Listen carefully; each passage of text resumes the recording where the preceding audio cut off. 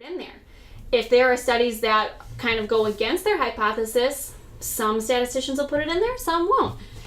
But if it goes against your belief, your results go against your belief, you're not as quick to believe it because you want to believe that your belief is right. So if they're leading you down a certain path to believe what they believe, then you're less likely to critique their results. Mind manipulation. If the participants are not blind to which group they're in, if they know, hey, I'm getting the treatment drug, they're going to start to feel better. So if you're doing a study on an injectable drug, saline should be your placebo because you know it's not going to hurt you, help you, do anything to you. The placebo should not be another intervention. It should not be another drug. It should not be a previous version of the drug that you're now testing. It should not be anything that can yield its own results. A predetermined participant is like saying, ooh, I want that person in my study. So that totally invalidates my study.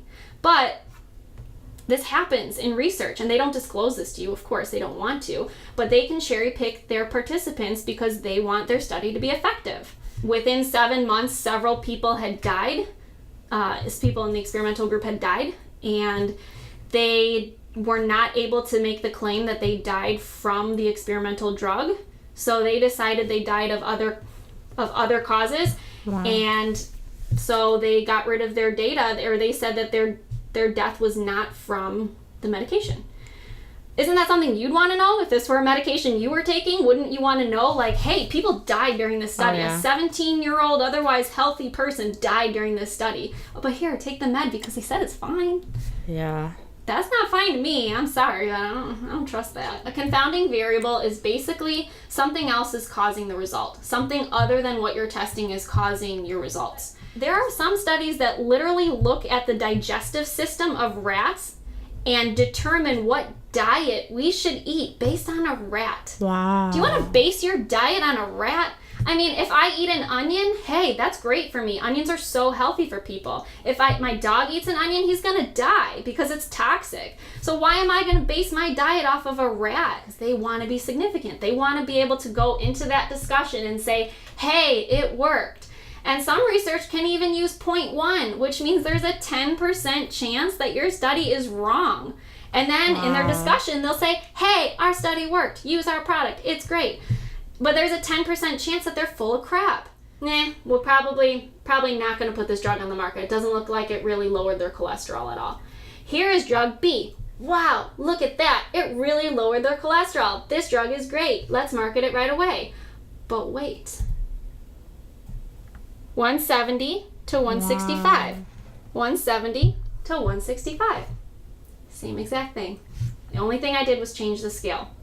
Wow. This here is what a lot of researchers are going to do if they want you to believe that their product is successful. This right here is ethical, and that's me. I like to be ethical. I don't like to scam people. So 100 is your LDL, your bad cholesterol, should be less than 100. So for me, if I'm making a graph, I would start it at 100 because that's my goal. My goal is to get down to 100. So here we are. Yours is at 170.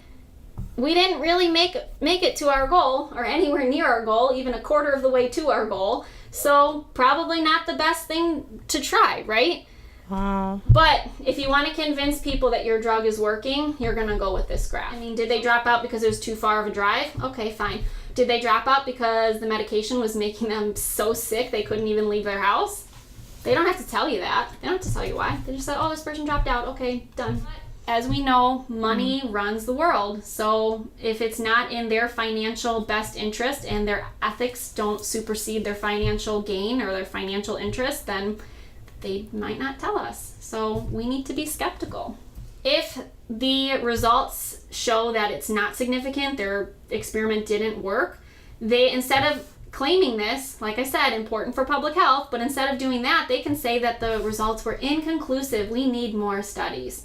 Because one, again, they're biased. They could be biased towards their hypothesis and they want to be right. But two, money. Who is going to fund another study if your research isn't working? If your everything that you've dedicated, your time, your blood, sweat, and tears, your money into is not working, now people might not want to fund future research from you. So they have to be careful in terms of their career, how they're going to proceed. But then are they sacrificing us in the process? Yeah, sometimes. Nearly half of medical interventions out there don't work. The studies showed that it worked, but they don't actually work. Nearly half.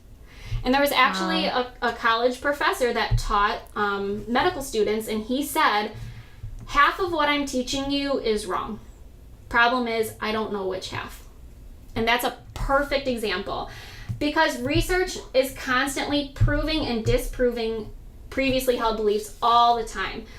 Science is changing all the time because we're learning more and more about the human body. You need to have a medical provider that stays up to date on research, that knows how to research and stays up to date with their research. This is the way we've always done it. That's not an excuse, because historically we've been proven wrong all the time. We're constantly being proven wrong. As early as the early 1900s or late 1800s, they weren't even washing their hands before doing surgery, and people were getting sick and dying. And when someone made this claim, like, hey, maybe we should be washing hands, they threw him in a mental institution, and then he secretly died, or mysteriously died. So people don't like to be proven wrong. I don't like to be proven wrong, but I've gotten to the point with this one's help where I'm a little more open-minded, and because I've been proven wrong before, over time it gets easier and easier to be proven wrong. And if you really want to be a seeker of knowledge and information, let people prove you wrong, because you'll be better off for it.